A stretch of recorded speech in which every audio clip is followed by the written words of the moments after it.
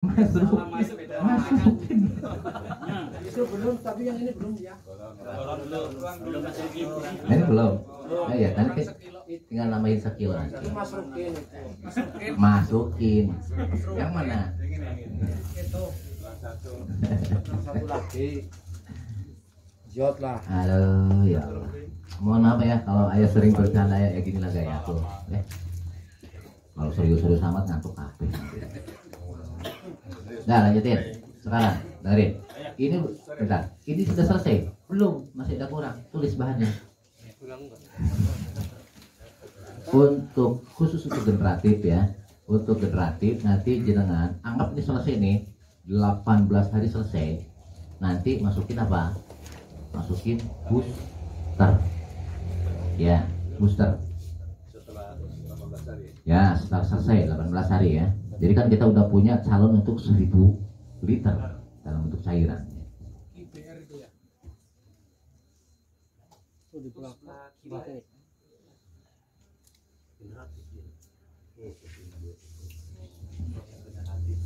Ini yang generatif. Jadi untuk yang generatif masukin booster. Terserah mau booster yang bikin sendiri yang pakai sawo juga monggo. Mau IBR yang dikembangkan oleh komunitas juga silahkan. Terserah bebas mana aja yang dipakai. Coba gini. Kalau pakai yang dibikinan sendiri, yang kemarin aku share-sharekan itu gitu ya, itu butuhnya 100 liter untuk yang total 1000 liter tadi. Oke? 100 liter. Ya. Jadi nanti totalnya bakal jadi 1100. Kalau pakai IBR yang dikembangkan oleh komunitas, ya, itu hanya butuhnya 1 liter. Terserah pilih yang mana sama aja hasilnya.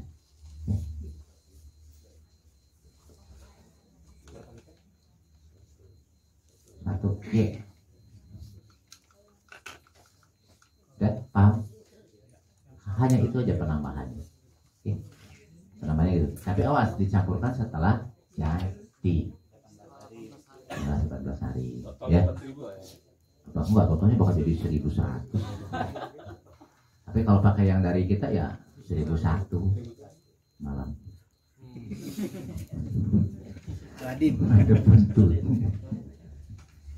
Ya, kalau yang ini untuk generatif ya. Tadi catatannya untuk vegetatif sama tambahnya biotonik.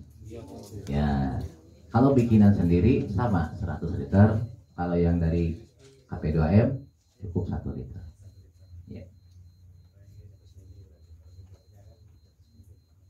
Sebetulnya sama aja sih. Cuma konsepnya kalau yang dikembangkan oleh kita adalah bentuk ekstrak padat gitu. Ya gitu-gitu juga sih. Itu ya bodoh aja lah biayanya sama. Sendiri 100. Selesai.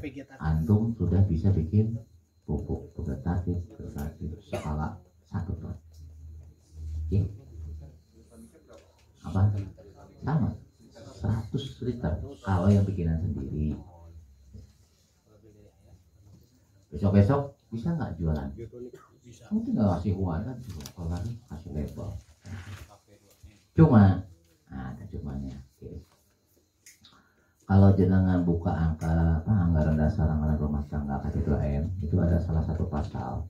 Apapun yang dilakukan oleh komunitas wajib 20% dari keuntungan disisihkan untuk umat. Itu nggak boleh ditawar. Oke, ya terserah mau dikasihin ke anak yatim, mau dikasihin ke yang tidak mampu. Cuma kalau ayah nggak seperti itu konsepnya. Yang 20% aku nggak langsung dikasihin, tapi kita kumpulkan habis itu kita kasihkan dalam bentuk modal usaha untuk binaan kita. Logikanya tambah hilang duit kita apa tambah gede? Gede. Ini kan, misalkan kita nih bermain di ayam, hasilnya misalkan ada dapat 100 juta, bisa nggak untuk memodalin 100 orang? Sejuta, tapi dalam bentuk ayam, kandang, dan lain-lain, bukan duit. Kalau duit habis pakai HP. Oke. Bukan tambah kecil, malah tambah besar. Nih masalah kan seperti itu sebetulnya. Ya, paham ya? Oke, monggo nanti diatur. Makanya sekali lagi jangan takut miskin dengan kita membantu orang. Ya, Bang Rizal, coba kata Mbak Kaya. Bisa dipahami ya. Jadi nanti, tapi sekarang jangan buru-buru lah bikin bangun KPK, nggak usah. Buktiin aja dulu keilmuannya, ya kan. Nanti setelah orang mulai tertarik, kita rangkul. Saat dipandang perlu bangun sebuah kepengurusan KPK, mau dibentuk. Oke, habis itu baru kita tata manajerialnya. Selesai. Insya kita bisa memberi warna untuk Indonesia. Oke, ya. Sampai situ dulu. Ada pertanyaan nggak masalah RPRG? Dosisnya. Hah? Dosis. Aku tak bilangin, lihat aja tabel. Ya. Itu kan tadi untuk dosis ojol. Ya, sama aja. Kalau untuk Sama aja. Ya. Dosis itu mau dikocor mau disemprot podo. Sempat baca di Facebook kan kalau misalnya vegetatif itu kan NPK-nya kan 3:2:1. Betul, kalau itu bikin sendiri dengan organik murni. Oh. Ini kita oke, lanjutin.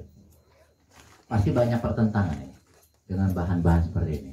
Wah, itu nggak organik ya, oh itu kan kimia. Aku pingin nanya, setelah berbentuk ion kation, ada nama lagi nggak? Nggak ada. Bodoh amat bahan bakunya dari apa?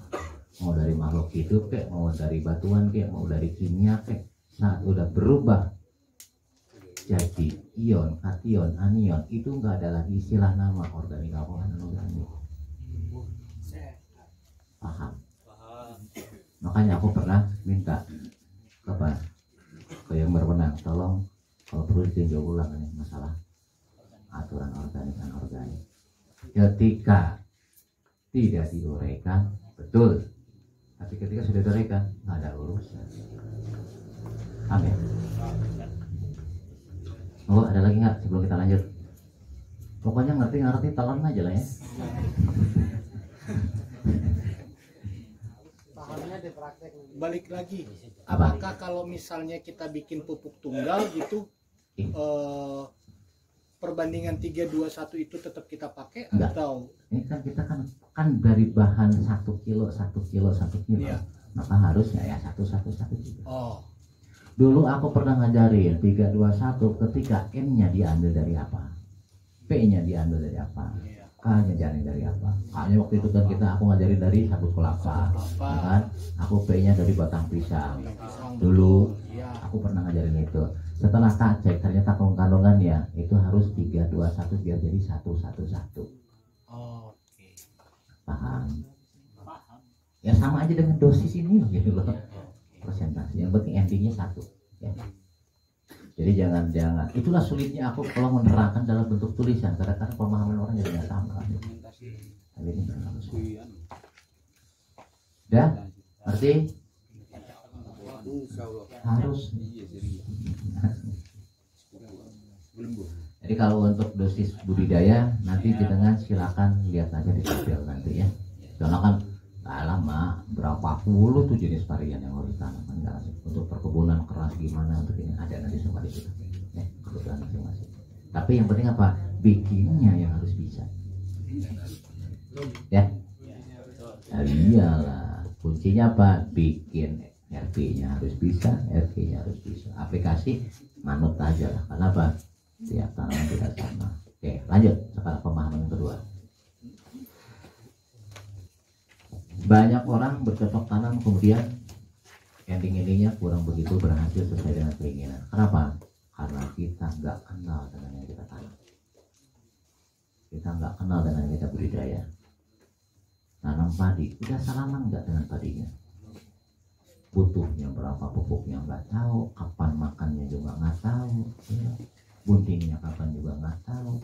Kita nanam bunuh diri, kalaupun nggak beraya siap-siap aja. Salah siapa? Salah sendiri. Oke. Nah tadi kan ada yang nanya masalah dosis. Jujur dosis nggak bisa disebutin hari ini. Kenapa? Gini, aku ambil sampel jenengan aja, silakan ya. Pak Romo ya, udah nikah? Udah punya anak? Oke, kita bermain logika. Anaknya berapa? 3,5 kreatif. Kalau aku kreatif 6, Yang dua belum kreatif itu. Aku saking kreatifnya bang, alhamdulillah. Nomor satu semua. Enggak, itu bukan doyan, kebetulan aja. Ini kebetulan cari enak, jadi anak cuma gitu doang.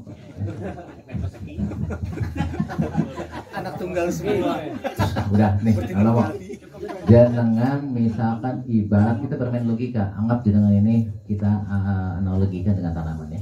Oke. Jenengan ketika masih bujangan, pagi-pagi makan sepiring untuk sarapan, makan siang sepiring, makan sore atau makan malam sepiring. Oke. Ketika sudah punya istri, apa masih sepiring berdua? Itu jangan-jangan pemain dangdut loh, bukan? Ya harus dua piring loh biar dua-duanya sehat. Betul? Sekarang anaknya 2, 4 toh. Apa masih sepiring? Paham maksud aku tadi?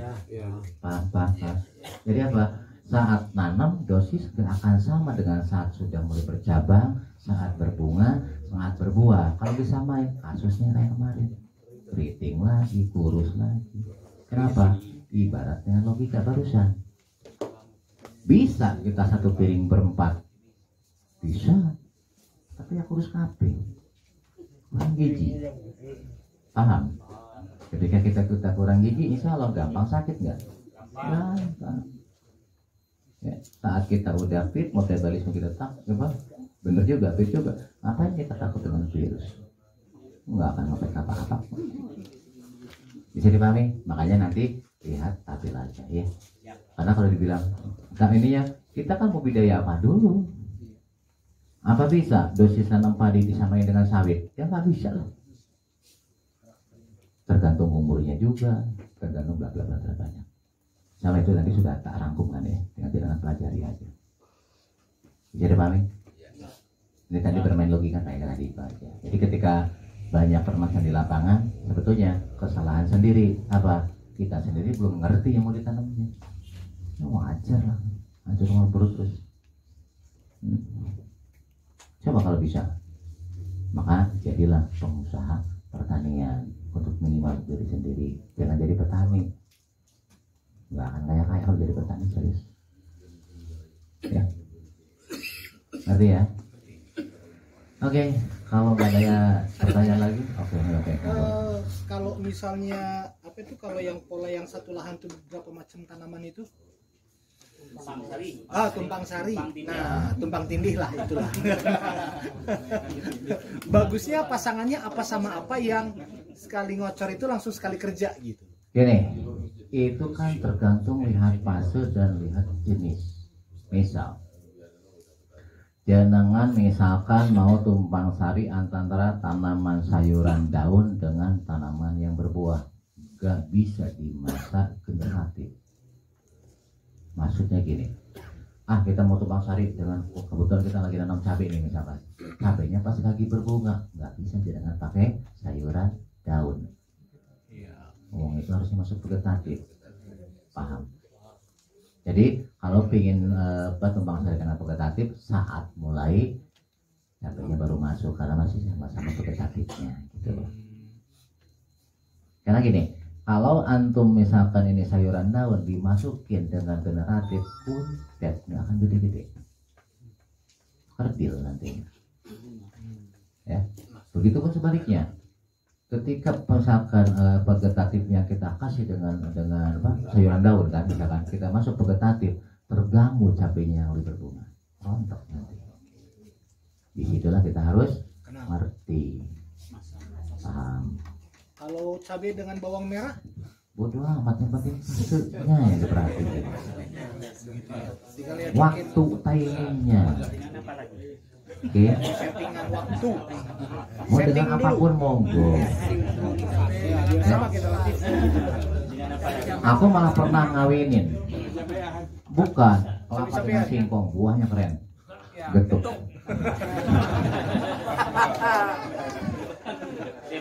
Jadi sekali lagi ya, itu lihat fase ya.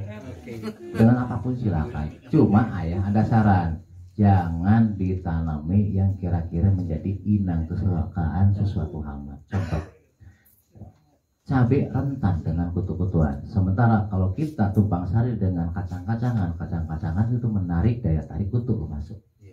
jangan ditanamin dengan itu. Ya, contoh antum lihat perhatiin, nanam kacang panjang, itu pasti kutunya banyak, ya kan? Masuk hati mau ke kacang, ujung-ujungnya ikut juga, capeknya kena juga, paham? Nah itu harus dipahami itu. Jadi yang kira-kira mengundang apa? Patogen. Sebaiknya jangan.